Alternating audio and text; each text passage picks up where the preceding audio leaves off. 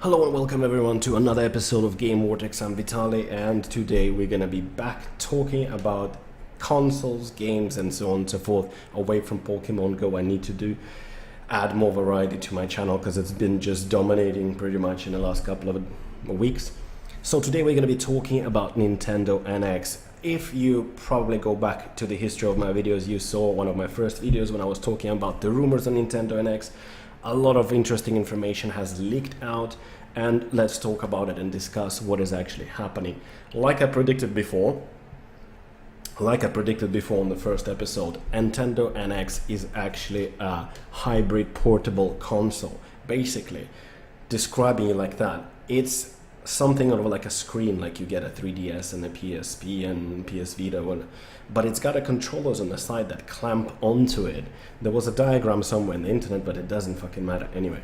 So what happens is that you can go and play it on the go, just like a normal handheld, but when you come home, what you do, you detach the controllers from both sides, get the screen part and plug it into a dock, which I assume and hope that it adds more horsepower to the console, and through that dock it connects to your HD TV, and you use the controllers. Somehow maybe they clip on together to make one controller, or maybe you just do it like separate, like Wii, with the nunchuck and stuff, and just play it on your big screen. Idea is very intriguing, very interesting, and fucking scary at the same time. Why? A couple of things. If that whole fucking thing is detaches, like what kind of a controller you're gonna end up with? Like, it's really hard to make something that will feel premium and solid.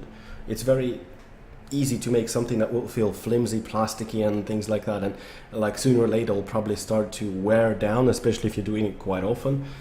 The idea is amazing from one side.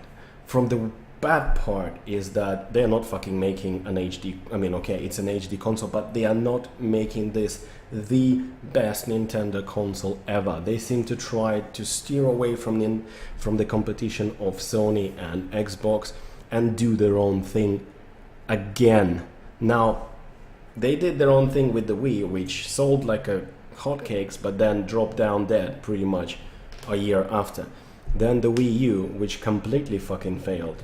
And the 3DS, well, that's still going, but it's not as a great of a seller that it used to be. Makes me worried. All the people were asking is a nice, powerful console with ability to play games with the normal controller on your TV, nothing else, and just carry on. I think that this will be the final nail in Nintendo's coffin, for them to switch from being a hardware manufacturer to being solely a software manufacturer, going and selling your games on other platforms. Now, why am I saying this? First of all, if it's not a powerful console, it appears right now, first of all, the handheld is never going to be as powerful as a console, a desktop console, right? For example, you can see that the current prototypes or dev kits right now that the people are having are running a Tegra X1 processor. If I'm not mistaken, Tegra X1 produces 1 teraflops of computational power, which PS4 at the moment is at 1.84, and the Neo is going to be closer to 5, if I'm not mistaken, or around 5 teraflops. Very close, 4 something. And then the Scorpio is going to be 6 teraflops. So they are fucking so far away from being a great platform. Now, yes, you can say that gameplay is king and their games are fun, but that didn't help Wii U. That didn't help. That drove it into the ground. Because why? If your console runs on ARM or let's say a mobile architecture, this is not x86, and it's also less powerful than the home consoles. Who the fuck is going to release third-party games like, let's say, Call of Duty and sports games and so on your console? Because they'll have to be developed all over again, because it's different architecture. The graphics card and CPU is way underpowered to run those. They're gonna come into the same situation that they were with Wii U, and that would be the end of it. But let's look into this thing. So apparently they are running a Tegra X1. First there was a rumor that it's running Tegra, then they said it's x86, which everybody was like, yeah, AMD, great, games will be easily ported from PS4 and Xbox without any issues. Now it's back again, it's confirmed, not by Nintendo, but the people who have the dev kit, that it's running on Nintendo said, on the Tegra X1. Now Tegra X1 is almost 2 years old, even though it produced a lot of graphical capabilities and power for the mobile devices, and it's running in things like NVIDIA Shield Pro and also the Shield Portable, as well as the Pixelbook, right? So it's a very powerful processor, don't get me wrong, but why would you put it in there? Because okay, if you decide to go mobile, obviously to save power, battery, longer lasting battery, and so on and so forth, my biggest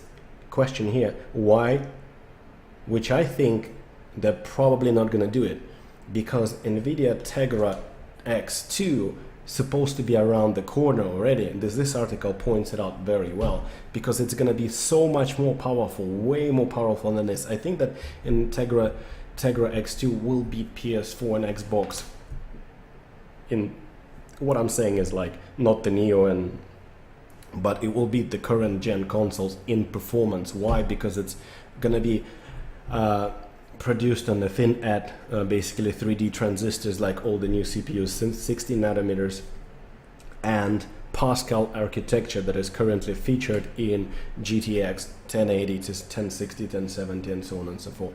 So yeah, as I said, it's FinFET technology, which is basically 3D transistors, and this will give it more power efficiency and more performance as well.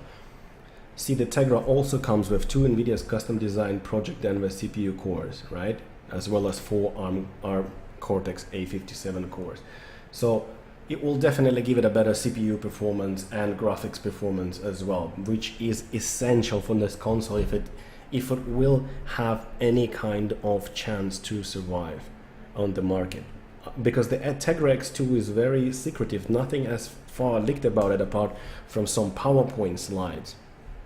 And they show off some features, but the thing is, this processor exists and it appeared already in some cars when they're working with the car manufacturers to actually power the entertainment and all the sensors in the car. There is a blend of 2, pretty much a fusion of 2 Tegra X2 CPUs that's already been confirmed in a lot of news.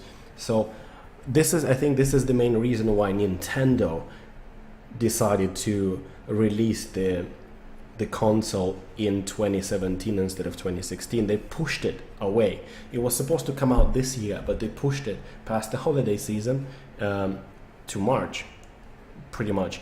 The unveiling will happen this year. They confirmed that. They will show it off to the public this year. I bet the best time for them would be to do it in September, October. Though a lot of good games are coming out around then, they might lose some thunder, or it might play to their advantage. And I really hope that if this thing actually has Tegra X2 and it does give us the performance, let's say, of an Xbox One or PS4, around 2 teraflops, let's say, then I am happy as long as they have the games, because to have that much power in a portable would be amazing. Because same as Sony promised with Vita console game experience, there were like 3 or 4 games, and then you realize how underpowered the Vita actually is. Yes, the Killzone works fine, but they're still running fucking 512 megabytes of RAM. At the time, they could have easily put 2 gigs in there. That's first. They could have designed a custom CPU or maybe something to be future-proof. Instead, they put a fucking pretty much same CPU you would find in a mobile phone, and it became outdated in like 6 months to a year. So it's good for indie games and smaller titles, but something like console quality, that doesn't really cut it anymore. There's a couple of examples of like Borderlands 2 that work like shit on it.